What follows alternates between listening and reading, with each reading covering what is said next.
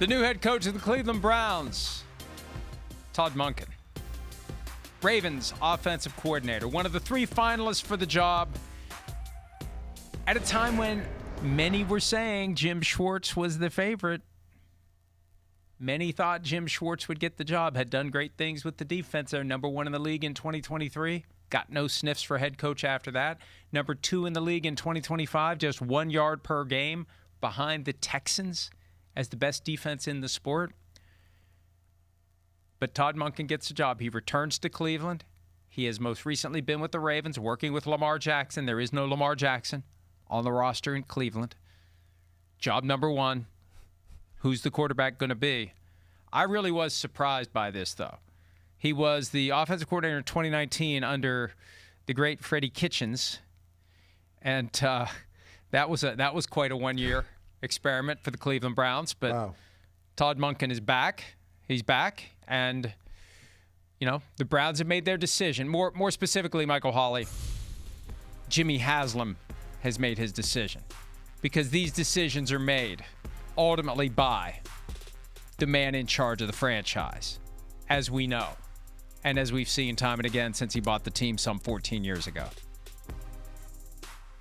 I know you've said this before, and you're right when you say that the Baltimore Ravens, where Todd Monken was, the Baltimore Ravens are the Cleveland Browns, the original Cleveland Browns, the original ones.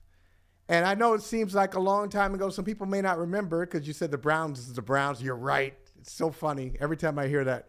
The Browns is the Browns. They are. But the original Browns, they were kind of like the original Browns were to the AFC what and I'm talking about in the 80s and early 90s, they were to the AFC what the Buffalo Bills were to the Super Bowl in the 90s. The 80s and 90s Browns would get to the doorstep, John Elway, the drive, and then Ernest Biner, the fumble. And then they got to another AFC championship game in Denver, and they couldn't knock it down. Bernie Kosar and all those guys. So those Browns were competitive, had good coaching. Marty Schottenheimer, Bill Cowher was on staff there, some good players. These Browns, Mike, bad babies. They're just bad babies. They are just, you don't know why they make decisions. You don't know what they're going to do from moment to moment. I just looked at this. I looked at this hiring, and I just said, what are the Browns trying to do? And maybe the answer is they don't know. You probably hit on it. Jimmy Haslam. It's Jimmy Haslam as the owner, and he's all over the place. So you just think about what they had. They had Kevin Stefanski as an offensive coordinator, head coach, Jim Schwartz as your defensive coordinator. And move on from Stefanski. We need more. We need more than that. We need some sustained success. You bring in Monken, which now is going to cause you to lose, if he follows up on the threat, your defensive coordinator, who is actually pretty good. So you lose Stefanski and Schwartz, and you gain Monken. What are you doing? What are the Cleveland Browns doing? It's tough. I feel for the fans. I feel for them because there's no progress. They just kind of spin. They go in circles, but really don't accomplish much. I've been devoting too much of my limited bandwidth over the past 2 days to the former Browns coach who, he was actually the Ravens coach if you think about it, because the team that is the Ravens was the Browns when Bill Belichick was the head coach.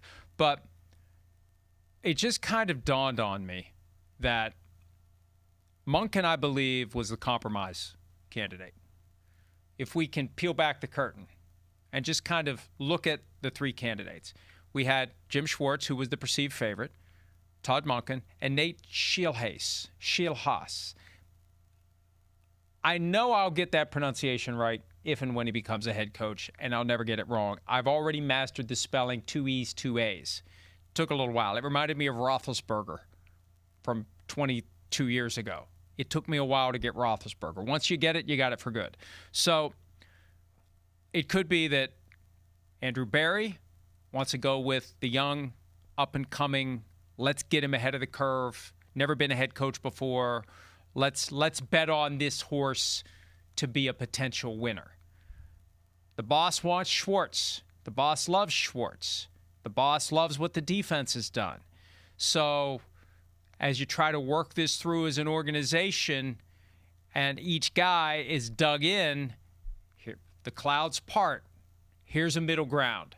Here's an offensive guy, but he's got coaching experience. He's been around. He actually was the head coach at Southern Miss from 2013 through 2015, so he's not a guy with no head coaching experience.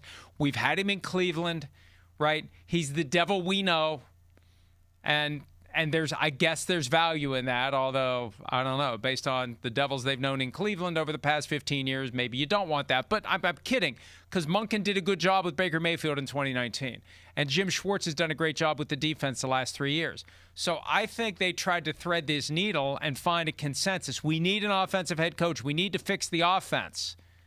We can't just elevate Jim Schwartz and not fix our offense with an offensive head coach. My guess is Monken was a compromise between Andrew Berry and Jimmy Haslam. Maybe. But if they're thinking that way, look at the teams that are in the Super Bowl right now. You've got two defensive-minded coaches, or two coaches with defensive backgrounds, and Mike Macdonald and Mike Vrabel. They had Mike Vrabel in Cleveland, by the way, last year, as a consultant to Kevin Stefanski, just by the way. They've had a lot of good coaches in Cleveland who have gone elsewhere. So Mike Vrabel was in Cleveland last year looking at the Browns operation, comes to New England as a defensive coach who coaches the entire roster. And so I wouldn't necessarily get caught up in, hey, this guy's an offensive coach who can fix the offense. That's nice if he's really a talented, extraordinary offensive coach. And I don't think Mike Macdonald is that guy, and neither is Mike Vrabel. But they know who to. I don't know the answer, but I know where to find the answer.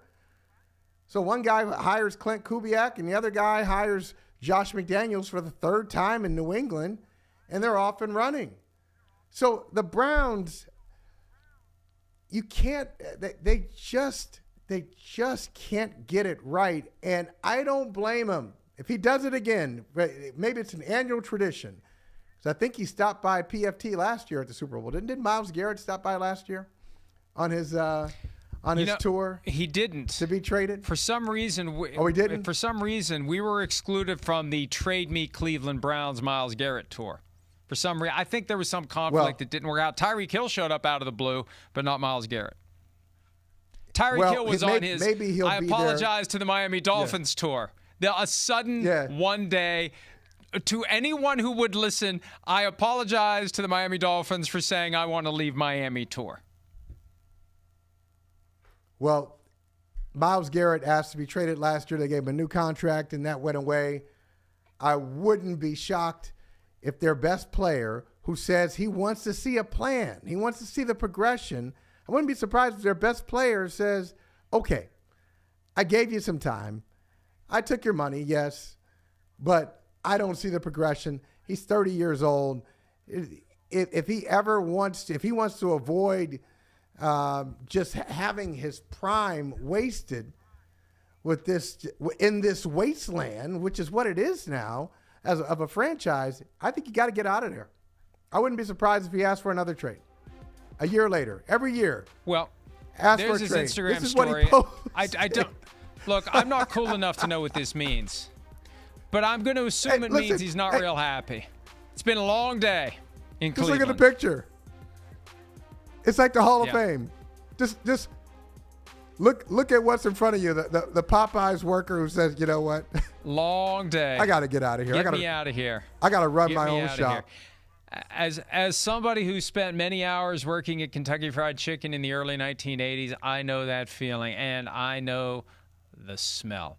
Michael, I would go home, and everything from my boots to my stupid-ass paper hat, the one that makes it look like you're like, like military, like the long, ridiculous paper hat. It all stunk. It stunk Did you so tilt it bad. to the side just for an effect? No, I should have. I wasn't cool enough. A little. No. Maybe I should have. But free? It was. Was it free food? Well, yeah. Yeah. No, you got to take the leftovers. You got tired of you eating got to take it, right? the leftovers home. Yeah, I got tired and fat. I mean, both. But it just smelled. I mean, I don't know why I wanted to eat any of it. Like, you could not get that out of your clothes. You go straight. It goes after every shift straight into the washing machine, and it was bad. So if that's what Myles Garrett's feeling, I get it, and it's time for him to shed that uniform and move on. But he'll huff and he'll puff, and they'll throw a bunch of money at him, and he'll come back. The Browns are very good at throwing money at their problems. They did it when Deshaun Watson didn't want to play there 4 years ago. Hey, how about a 5-year, fully guaranteed $230 million contract? Boom, all right, I'll play for you.